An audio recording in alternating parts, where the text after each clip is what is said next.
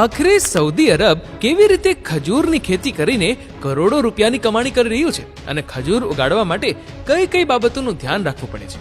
આજે આપણે સઉદી અરબના અલ કરામે શહેરમાં આવેલા અબુ અયાસ ફાર્મ વિશે વાત કરવા જઈ રહ્યા છીએ, જ્યાં ખજૂરના લાખો વૃક્ષોને ઉગાડવામાં આવે છે અને દરરોજ ખજૂરને ટ્રકોમાં ભરવામાં આવે છે.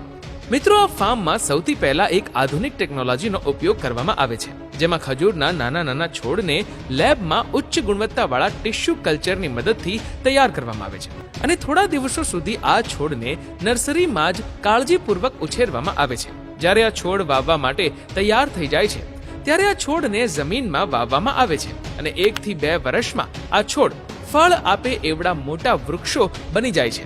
આ વૃક્ષો પર થોડા દિવસો પછી સેંકડો ટન ખજૂર પાકવાનો હોય છે, પરંતુ જો આપણે વૃક્ષોને આમ જ છોડી દઈશું અને ખજૂર આવવાની રાહ જોતા રહીશું તો ક્યારેય ખજૂર આવશે નહીં. ઝાડમાં ખજૂર આવે તે માટે એક પ્રક્રિયા કરવી પડે છે, જેને પોલિનેશન કહેવામાં આવે છે, જેમાં એક ઝાડ માદા હોય છે અને બીજું નર હોય છે અને નર ખજૂરની અલગ અલગ જાતો હોય છે.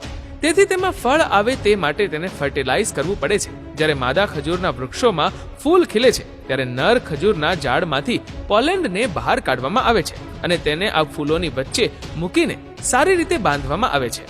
પોલેન્ડને ફૂલોની વચ્ચે કેવી રીતે મૂકવામાં આવે છે તે તમે આ વિડીયોમાં જોઈ જ શકો છો. ફર્ટિલાઇઝેશનને કારણે થોડા અઠવાડિયા પછી ખજૂરમાં નાના નાના ફળો દેખાવા લાગે છે અને કેટલાય અઠવાડિયા સુધી સઉદી અરબની કડક ગરમી સહન કર્યા પછી આ ફળો પાકવા લાગે છે અને પાક્યા પછી જ તેમાં મીઠાશ અને સ્વાદ આવે છે. હવે જ્યારે આ ખજૂર સારી રીતે પાકી જાય છે ત્યારબાદ લણણીનો વારો આવે છે. જો ઝાડ નાના હોય તો તેને જમીન પર ઊભા જ તોડી લેવામાં આવે છે, પરંતુ જે વૃક્ષો ખૂબ જ ઊંચા હોય છે તેમાંથી ખજૂર તોડવા માટે કારીગરો અમુક પ્રકારના હાઇડ્રોલિક એલિવેટરનો ઉપયોગ કરે છે અને તેના પર ચડીને ખજૂરને તોડે છે. ત્યારબાદ આ બધો ખજૂર આ ટ્રેમાં એકત્રિત કરવામાં આવે છે અને પછી ટ્રાન્સપોર્ટ કરીને તેને આગળની પ્રક્રિયા માટે ખજૂરની પ્રોસેસિંગ ફેક્ટરીમાં મોકલી દેવામાં આવે છે. આ ફેક્ટરીમાં સૌપ્રથમ ખજૂરમાંથી ખરાબ ખજૂરને અલગ કરવામાં આવે છે અને પછી અલગ અલગ સાઇઝના આધારે ગ્રેડિંગ કરવામાં આવે છે, જેના માટે આ ખજૂર વોશિંગ યુનિટમાં જાય છે, જ્યાં તેના પર જામેલી ધૂળને સારી રીતે ધોઈને સાફ કરવામાં આવે છે અને આગળ આ ખજૂરને રોલિંગ બ્રશમાંથી પસાર કરવામાં આવે છે, જેના કારણે તેના પરનું પાણી સુકાઈ જાય છે. હવે ખજૂર પરની બાકીની ગંદકીને આ હાઈ પ્રેશર એર દ્વારા સાફ કરવામાં આવે છે.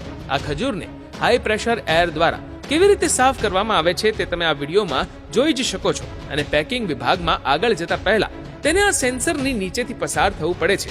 આ સેન્સરની નીચેથી ખજૂર 360 ડિગ્રીમાં રોલ થઈને આગળ જાય છે. આ સેન્સર ખજૂરમાં રહેલા બેક્ટેરિયા અથવા અન્ય અશુદ્ધિઓને સ્કેન કરે છે. ખજૂરને કેવી રીતે સ્કેન કરવામાં આવી રહ્યો છે તે તમે આ વિડીયોમાં જોઈ જ શકો છો અને આ યુવી લાઇટ દ્વારા બેક્ટેરિયાનો નાશ કરવામાં આવે છે અને આ 100% શુદ્ધ ખજૂરને આગળ પેકિંગ એરિયામાં મોકલવામાં આવે છે અને તેને અલગ અલગ પેકેટમાં પેક કરવામાં આવે છે. તમને જાણીને આશ્ચર્ય થશે કે સઉદી અરબ દર વર્ષે 20 લાખ ટન ખજૂરનું ઉત્પાદન કરે છે, જેના કારણે સઉદી અરબ દર વર્ષે $120 મિલિયન કમાણી કરે છે.